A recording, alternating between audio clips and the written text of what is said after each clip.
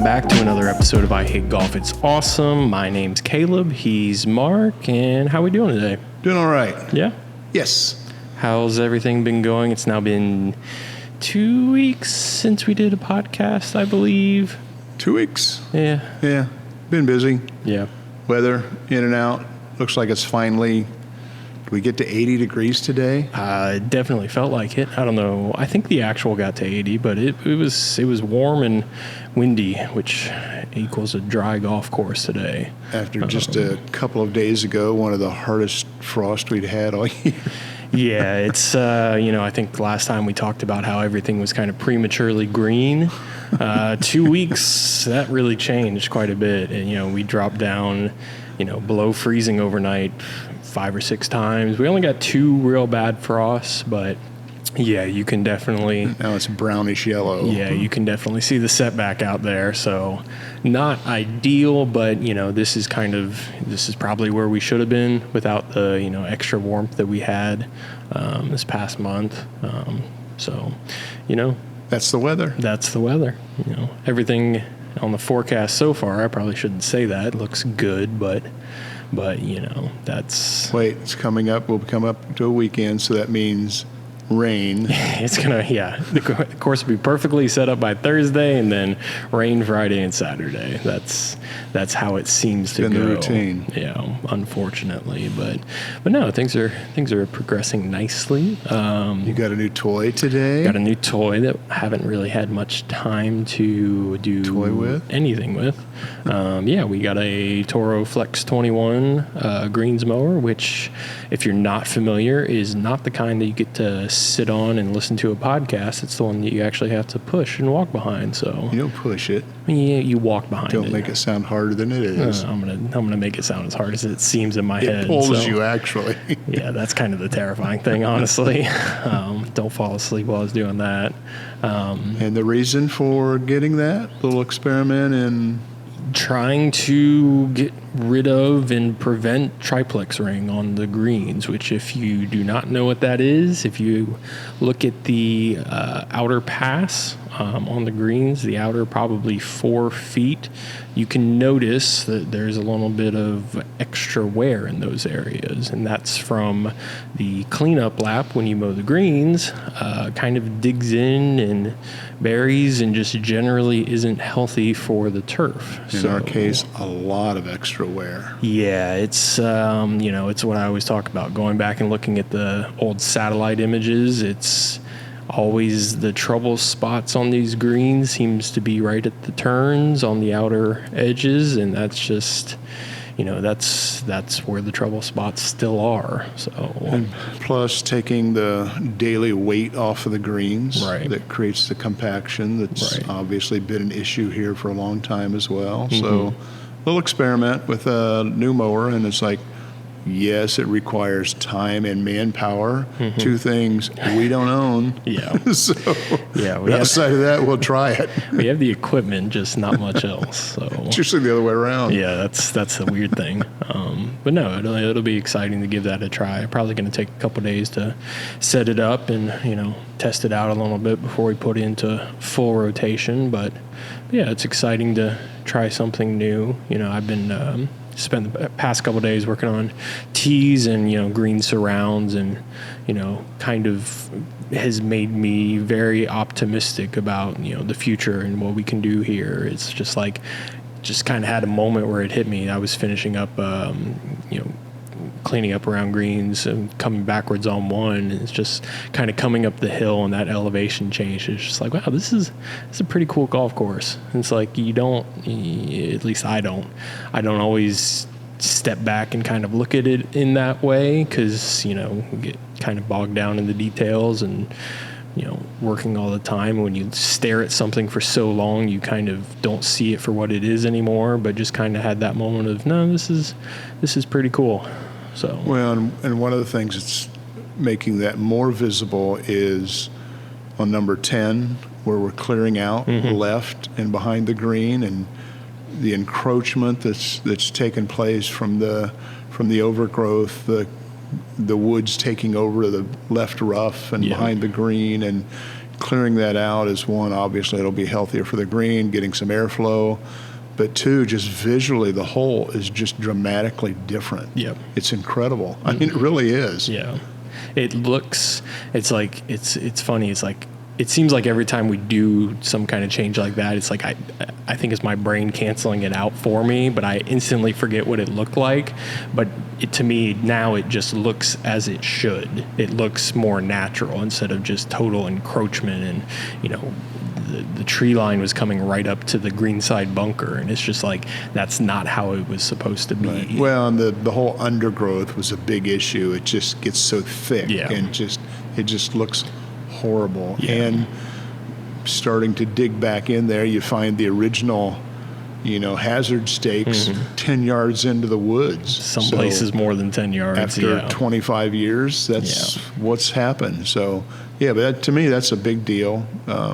The other thing on the golf course, we're still kind of sorting through what to do with number 13, where we had the washout. You know, you put in the temporary bridge with some drainage. We still have to figure out long-term what we're going to do with that. Right. So that's still a big job in front of us. But for now, the good thing is it's playable. It's functional. It's, you know, I made sure of that. I spent a couple days making sure of that. So, yeah, that's... You know, there's a lot of, you know, kind of, obviously that one's kind of a more immediate decision that we need to make, but, you know, there's a lot of big decisions to be made. It's, I think, the kind of direction that we want to go on the golf course side of it. You know, we talk about, you know, doing the trail pass and programs like that, and that's kind of the not easier stuff to figure out, but it's kind of the more just thinking through it and, you know, putting those programs into place. Is like when I think about, you know, actual changes we want to make on the golf course, it's like, to me, those are the hard decisions, because once you make a change, it's going to be like that. Yeah, absolutely. So, but, you know, speaking of the trail pass, it's been, you know, basically it's just the battle of getting it introduced, because it's such a new program. You know, it's new to us, even though we've used similar programs at other properties. It's obviously new to the area, so just kind of introducing and educating people, and, you know, once people connect and they're like, oh, wow, yeah, why wouldn't I? So, yeah, that's been kind of neat to see as well. It's just, you know, it's been a 2 or 3 month struggle at least, just because it wasn't the weather was awful.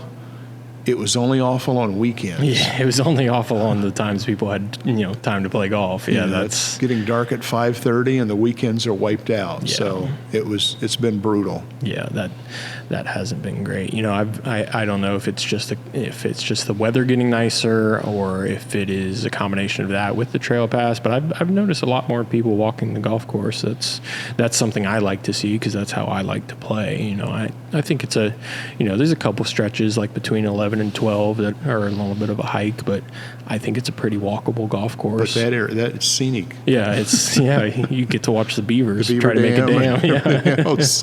Yeah, it's, you know, it's. And it's like the other day going down there with the cart, there was it was warm enough, a little friend crawled across the cart path, but, you know, trying to get away from us quicker than we were trying to get away from it. Yeah, absolutely. That's something you're going to see more of when it starts to warm up. Be careful looking for lost balls on 2. That's a spot.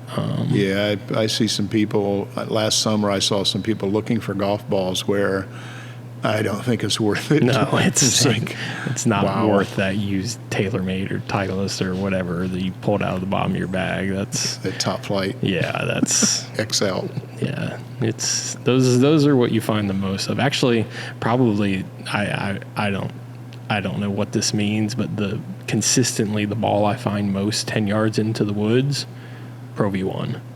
I have no idea why that is, but you just find ask, why did they buy it? Yeah, exactly. It's like they should be playing a nitro or a noodle. Yeah. So something I did want to talk to you about is something I haven't, you know, had a ton of time to pay attention to, but obviously one of the topics in the world of golf, more on the professional side, is the plans of the USGA to roll back ball flight, that they're going to start restricting ball flight for tour players. Have you paid attention to this at all? My analogy would be is like the federal government saying we're going to roll back taxes. It's kind of like, let's keep it to golf. I'm sorry, folks. You could have done this at any point, at any time. Yeah. And it's just like, it's like, how many years did they have to keep stretching golf courses for the tour players? Now they're back to 7,500 and 7,600, and it's like, places like Augusta, it's like, okay, they buy another 300 acres, who cares? But for the average golf course, it's just, to me, it's just kind of odd, and I think I'm kind of like, just draw the line, and that's it. Yeah. Where it's at now, that's fine. Yeah. Just draw that line. And it's with all the equipment. It's like the advances in the technology, the springboard action and drivers, and it's just everything, the advancement in shafts, everything. But the fact is, and I've said this many times, I've shared it with you, is, I was considered a pretty good golfer in my region in my day. But if I played at that level today, I would be like, are you kidding me? What are you doing here? Because these guys have they're so defined in what they do, and they're so focused, and it's just like one-dimensional. That's what they do, and they're very good at it. Yeah. I mean, it's absolutely amazing. I see scores that are shot on golf courses. It's like, how do they do that? It's incredible. Yeah. Shooting 64s on golf courses where you put a 5 handicapper there, and he probably wouldn't break 90. Yeah. It really is amazing. So, I just, to me, that's just talk. Just do what you're going to do. And, they brought up a quote from Tiger, 5-6 years ago about this is what they should do. And now, like, how do you get out of saying that? Because everyone else is saying, no, you shouldn't do it. So it's just, hey, guys, you could have done that at any time. Right. So if you're going to do it, pull the trigger and do it and just move on. Right. Otherwise, it's, I'm sure the equipment companies have had a lot of influence. Yeah. Because it's a multi-billion-dollar industry, and you're going to say, well, you can't say next year's better than last year's anymore because it's the same. Yeah. How do you market that? Yeah. Yeah. You haven't seen Apple come out and say, this is the same iPhone as last year. Yeah. But it's blue. Yeah. Actually, so that's and it's, and I've read, I don't have time to read stories. Once in a while I'll read something, but you look at the headlines and, people are kind of challenging it, and it's just like, if you leave it open-ended, where does it go? Right. I always assumed there was a line that you couldn't create performance past that. But apparently that line wasn't there. It was a dotted line or something. I don't know. Yeah, it's, to me, it's not very interesting to me at all, honestly.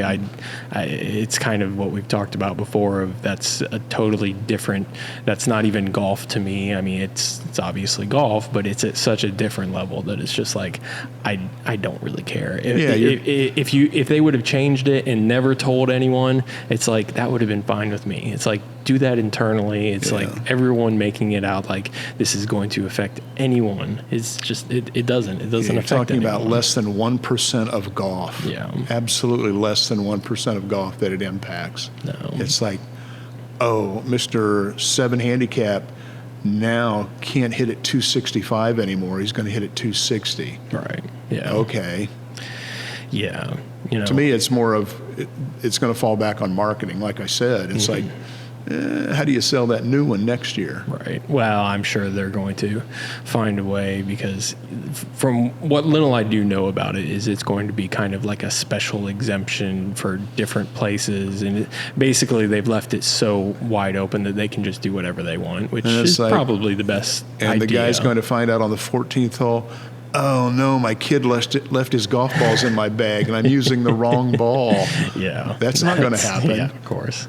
But what I did wanted to, what it kind of had me thinking about a little bit, and obviously mowing tees the past couple of days, and we're getting close to the time where it's about time to start working on the tee boxes as far as aerating and stuff like that. I wanted to ask you what you thought about what tee box people should play. Do you have any recommendations, for, people playing, here it's black, blue, white, and red is our lineup. And, noticing the wear coming out of the winter, the black tees don't get played too often. In fact, I think I might be the only person that plays the black tees, which is always have to move them ever. Well, it's always interesting to me because, we're rated as a pretty hard golf course, but to me, I don't think yardage is what makes this a hard golf course. I think it's kind of everything else. I think the actual yardage difference between the black and the blues is kind of negligible to me because I don't hit the ball very far until you play number 11 from the black tees. Okay, yeah, the par threes is where you really kind of see the difference, obviously. But what is your philosophy in telling people? Well, my standard answer to people is play the tees you enjoy playing golf from. Right. I mean, because you're a recreational golfer. Mm-hmm. Now, if you're playing an event, obviously we have the reds, then we have the whites, then the blues and the blacks. Mm-hmm. And all of our events, we typically play, except Club Championship, in the white tees. Right. Because the further back you go on this golf course, it gets very precise. So if you have to hit it very far at all and be very accurate, it's really tough, as you know, in our slope rating that they gave us. So, if you're going to make a mistake, play up too far, and then you can boom back the next time. It's just, and it's, there's a couple of fellows out here, it's like they always played the whites, they moved back to the blues and said, wow, that was a different golf course. I loved it. Yeah. That's what you should do. Yeah. But unless you're really good or masochistic, don't play the blacks here. I mean, it's really tough. I mean, small greens, you've got to hit it where you're supposed to off the tee. It can really, I think we've played our club championship from back there 2 years in a row, and lowest score was maybe a 73, 74. I think it was 74. And that was outstanding. Yeah. I mean, that was really good. Yeah. It's tough to do. Yeah. No one's going to, well, I don't want to say that, but no, it's like, but again, if you're out here to play for fun and you've got 3 or 4 of your buddies or 2 groups, it's just pick a tee where everyone has a shot. Yeah. Where you can have fun. You don't, one of my longtime mentors taught me that, is the guy going to come back when he shoots 79 or when he shoots 89? And that's the case. It's like it used to be, because it's kind of odd for me, because when I played golf, there was only one set of tees. That was the back tees. You didn't even think of anything else. Yeah. But those days are gone. It's like now, no, I want it to be enjoyable. Well, and now it's the fact that we only have 4 sets of tees is not standard. Most courses have a lot more than 4 sets of tees, right. And they even have combination tees where some holes you play here and some holes you play there. It's right. Us having 4 is on the low end for sure. Yeah, but I would say for us, 90% of our people should be playing the white tees. And I feel like that's where I see most people playing. Yeah. I see a lot of people playing from the blues, and some people play from the up tees. Like I said, I think I'm the only person that plays from the blacks. And the reason that I like playing from the black tees is not just because I am kind of a golf masochist, and as you correctly identified, I just like seeing the whole golf course. I like having to hit long irons into greens. I think that's fun. That's more fun to me than hitting a pitching wedge every time. But I think I'm probably in the small minority on that. Very small. So really. So I think most people prefer being where they can hit a wedge into the green. Yeah. So having a decent round at Tobacco Road on the back tees was probably my golf highlight in the past couple years. Yeah. Even though I was the only one making the walk back to those back tees, which some of those back tees are pretty far back. So I don't know. I just like seeing the whole golf course, but it was just something I was thinking about, being, it takes a long time to mow tees. So you have a lot of time to think, and I ran out of podcasts to listen to. You ran out of gas. Yeah, I ran out of gas a couple times. Yeah, I've been having some bad equipment luck this week and pretty much this year. So, it's time to add a new piece. Is it like Steve Spurrier moment? Isn't he the one that threw his visor all the time? I don't know what you're talking about. I've never thrown a visor in my life. I haven't done that twice today. Yeah. So, no, it's I'm excited to head into the season. We had kind of that false hope 2 weeks ago that the winter was over, but now I'm definitely hoping that, all our cold mornings are gone. So yeah, that was frustrating because we were seeing it's like, oh wow, it's really coming in well, and it's like, oh, this is going to be nice, this is going to be fun, and then we got zapped. Yeah. And then we got zapped again. Yeah. So, but no, I think you're looking at the long-term forecast, obviously we're past that now, so we can actually see some progress. And it's what I've told you. It's like I'm really thrilled about improving the tee boxes because the greens are it's going to be a process. The tee boxes, I think we can do a lot of damage to this summer. Yeah. Because obviously they haven't been. Don't say damage to. Aerified and top dressed and. None of that's been happening for a long time. Yeah. And when you see our golfers go through and it ends up like a swarm of locusts on a tee box, they just it's hard to find a flat spot because of that. Yep. And once we do aerify and top dress, then we're going to have be a little more serious with our rules about you have a sand bottle. Yeah. You're going to use it. It should be empty when you're done. Yep. In fact, we're going to put a container out there with sand at the turn. You should have to refill it at the turn if you're doing the right thing. So, and that's just kind of like, educating golfers. Hey, if you want a nice place to play, here's what we need to do. We all need to be a part of this. Right. Yep.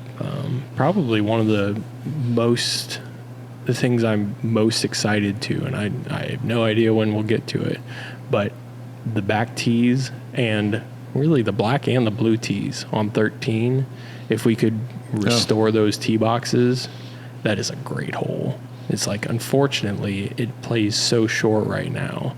I think if you could get those moved back to that would affect really all the tee boxes except for the up tees. That would affect where the whites play from. That hole is a really good hole, and unfortunately, that would go from being one of the easiest to one of the most challenging holes. Oh, absolutely. Without a doubt. Even if we do take out that right front trap, right, it's still going to be just a monster. No, absolutely. Yeah, and it's. I think it's doable. It's like they have the heads back there, so the line's back there. We just need to get that repaired, and probably just throw some Zoysia down on that. Yeah.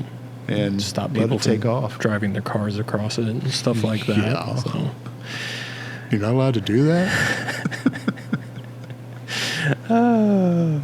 I sometimes I think about the things that have happened in a very short period of time, and it's just like, does this stuff normally happen at golf courses? And I really don't know. Most golfers are abnormal.